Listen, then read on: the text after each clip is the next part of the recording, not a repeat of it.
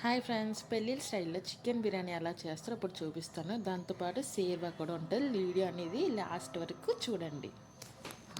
ముందుగా పాన్ పెట్టుకొని ఆయిల్ వేసి ఆనియన్స్ వేసి ఫ్రై చేయండి. దాంట్లో దాల్చిన చెక్క, లవంగా ఇలా చేసి ఫ్రై అయ్యాక కొత్తిమీర, పుదీనా, పచ్చిమిర్చి వేసి ఫ్రై చేయండి. దీంట్లోనే కొద్దిగా అల్లం వెల్లుల్లి పేస్ట్ వేసి బాగా కలపండి. ఇది బాగా వేగిన తర్వాత 2 టీ స్పూన్ కారం, టొమాటో వేసి బాగా మగ్గనివ్వండి.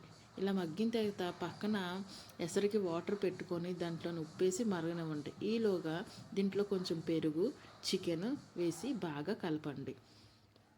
బాగా మిక్స్ అయిన తర్వాత దీంట్లోకి తగినంత సాల్ట్ వేసి ఉప్పు బాగా మెల్ట్ అయ్యే వరకు కలుపుకోండి. ఇప్పుడు పక్కన మరుగుతున్న నీటిలోనే రైస్ వేసి బాగా పలుకున ఉడికింది.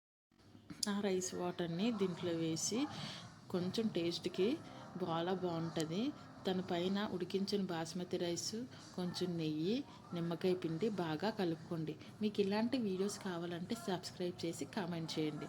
ఇంకా మంచి టేస్ట్ అనేది ఫ్లేవర్ఫుల్గా వస్తుంది. ఇప్పుడు బిర్యానీకి కావాల్సిన సేర్వా చూసేద్దాం. సేర్వా ఇది పొరోటాకి, బిర్యానీకి చాలా బాగా సెట్ అవుతుంది. ముందుగా కుక్కర్ పెట్టుకొని ఆయిల్ వేసుకొని దాంట్లోని బిర్యానీ మసాలా సామాన్ వేసి ఉల్లిపాయలు తరిగింది, పచ్చిమిర్చి, అల్లం వెల్లుల్లి పేస్ట్ వేసి బాగా కలపండి. దీంట్లో కొంచెం పుదీనా వేసుకుంటే ఫ్లేవర్ఫుల్గా వస్తుంది.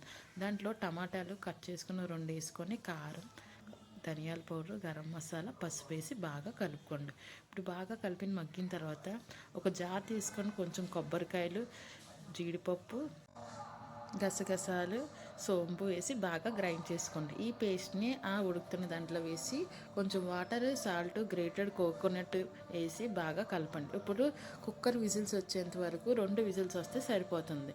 ఇది బాగా కలిపిన కొత్తిమీర గార్నిష్ చేసుకుంటే టేస్టీ సాన్నా రెడీ అయిపోతుంది. ఇది బిర్యానీలోకి, పరోటాకి చాలా బాగుంటుంది. వీడియో నచ్చినట్లయితే మీరు లైక్ చేసి, సబ్స్క్రైబ్ చేసి, కామెంట్ చేయండి.